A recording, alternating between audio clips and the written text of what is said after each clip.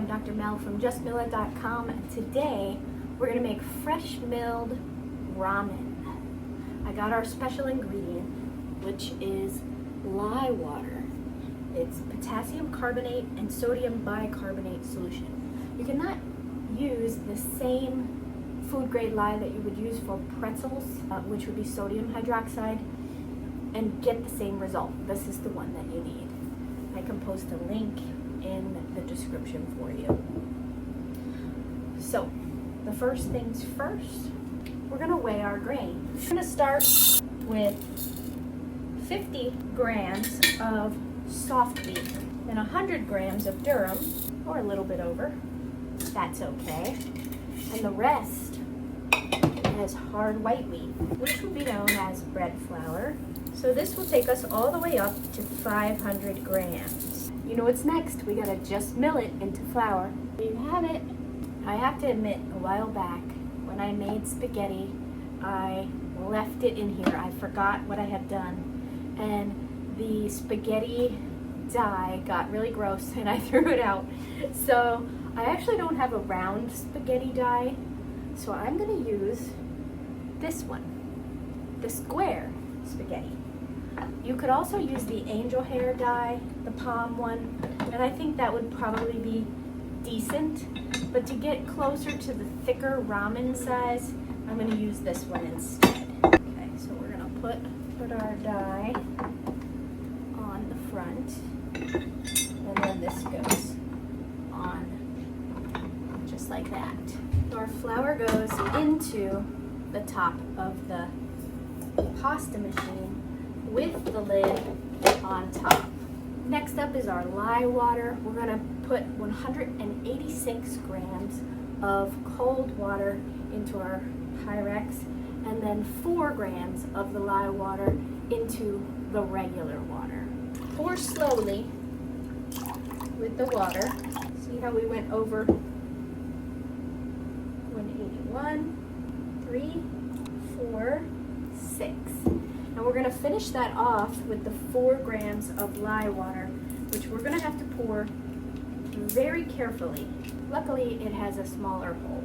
189, oops, 192. So we went over a little bit, but I think we're still going to be okay.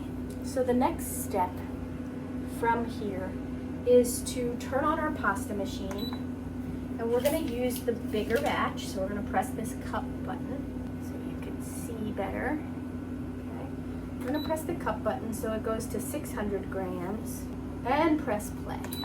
And that makes the auger turn. We'll just give this a mix, and then we're going to slowly pour the liquid through the plastic slot so it can get incorporated into the flour.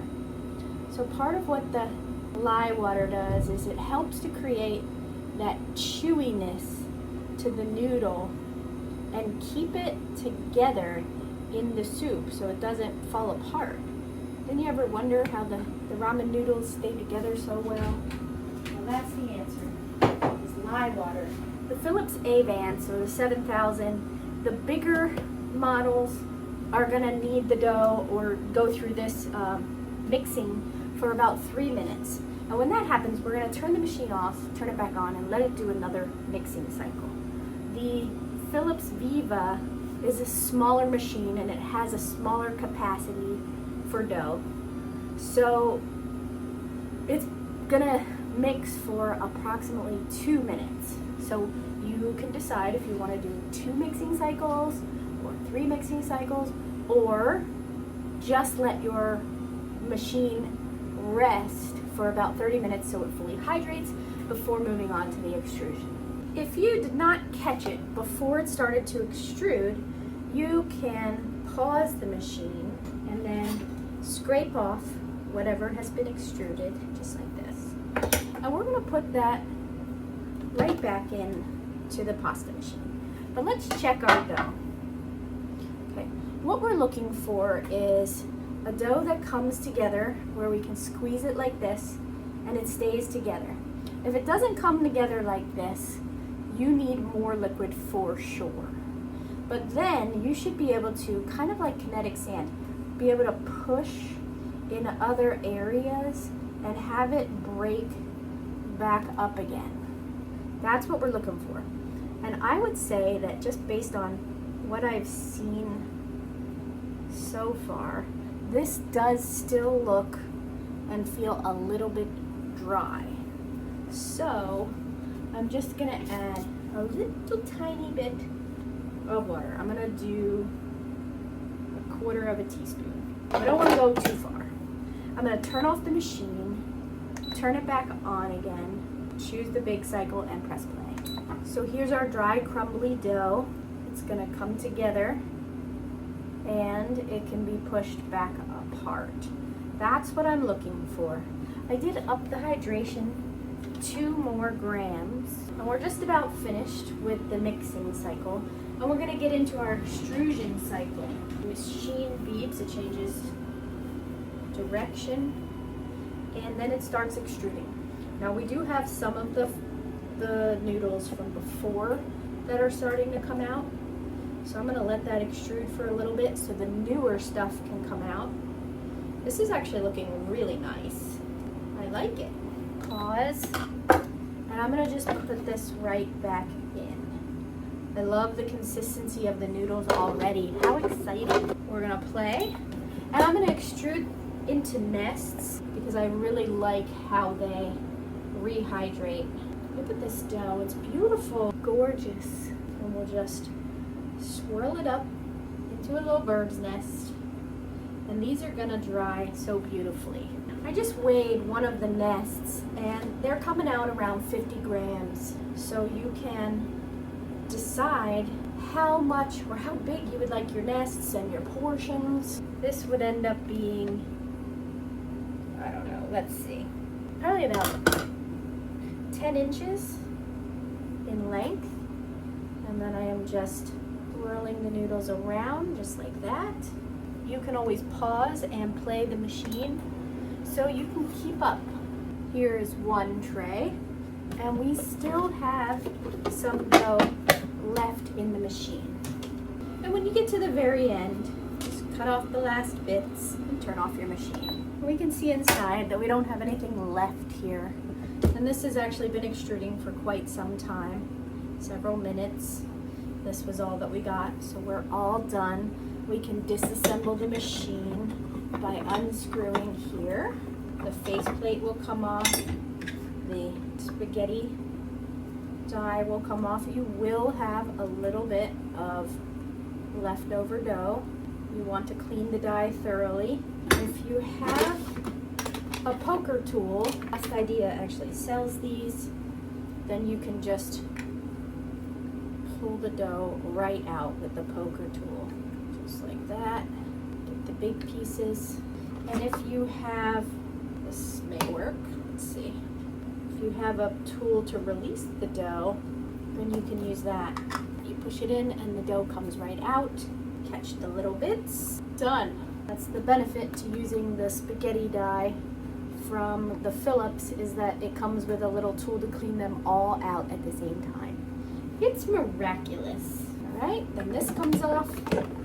Your auger comes out, and all these items are ready to be cleaned. Quick wash with some soapy water and you're good to go. Here's the final result. We got 13 nests, approximately 50 grams each, of fresh milled ramen noodles. Bon appetit! I've never made ramen from scratch, but I do have some ham stock here, which I'm gonna pour into my pot. Okay. We're gonna warm that up on the stove. I'm gonna make the heat medium, and then we're gonna take 2 or 3 tablespoons of miso. We're gonna add maybe a teaspoon of soy sauce and vinegar. Rice vinegar would be good. I don't know where any of my teaspoons are. I got a half tablespoon, we'll just do that. Which is 1.5 teaspoons. I'll just go shy on it. And I'm gonna use brown rice vinegar. I have organic soy sauce, a little bit of tahini, which needs to be mixed up a little. And I have some roasted garlic that I'm gonna add. I actually do not have ginger, can you believe it? One thing that would taste really good with this is fresh ginger. I don't know what I did with it. So we're gonna do it without the ginger. It is what it is. The next thing we're gonna do is take some of this broth that's warming up on the stove and put it in with these ingredients. And we're gonna mix it up. A fork would probably be good, but I'm gonna use my little thingy. Let's see, break it up a little bit. Putting the garlic in there was not a good idea. Great. Next, we're gonna chop up some scallions and throw some mushrooms in there. I also have a little bit of cooked turkey. It's actually frozen. I'm gonna see if I can just get some small bits. Okay. If you have tofu or I guess tempeh would actually work better in this than tofu. I'm not a very big veggie protein person, but you could do that. So we got a little bit of turkey. I've got some giant scallions from our local market. Who doesn't love scallions? Okay, there we go. Let's get some mushrooms. I've got some sliced already. There we go. Let's add this to our broth. I don't know if I'm doing this right. I'm kind of making it up as I go along. There we go. Stir that up. Add our mushrooms. Where is my bench scraper? Scallions usually go in at the end. Let's get our turkey put in there because that's cold. Cook these, and since I have a pretty large pot of broth, I'm gonna put, I think, 2 nests in. 1, 2. I'm gonna let this warm up a little bit more first. Okay, the broth's looking pretty good. It's definitely getting hotter. So now I'm gonna add my 2 nests, which have had time to rest. So they should have a better chewiness to them. And it shouldn't take long for them to cook because they're already hydrated. Last but not least, I'm gonna put those scallions on top. I'm gonna cry. That looks so good. Ooh, how exciting. I've never made ramen from scratch before, but it looks so good. Oh my goodness. Yes. All right. So let's taste a noodle. To do that, I'm gonna need to stop crying. And how about chopsticks? Okay. That's pretty good. It could cook for a little bit longer. I would recommend letting this get hotter, the broth getting hotter before adding the noodles. But look how they're staying together. They did not clump at all. Look at those veggies to go with our whole grains. A little bit of meat in there. I'm so excited to have soup for dinner. Okay, look what I found. Ginger. I know it's not fresh ginger, but we're gonna add a little bit. I know it's gonna clump. I don't care. I'll just need something. There we go. Oopsie. Now I'm burning ginger. It's very aromatic.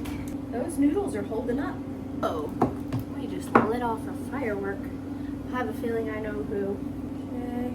Yeah. Now I'm excited. I love ginger. All right, that's looking pretty good. Let's get this into a bowl, shall we? Right here I have a bowl. Oh, look at all those noodles.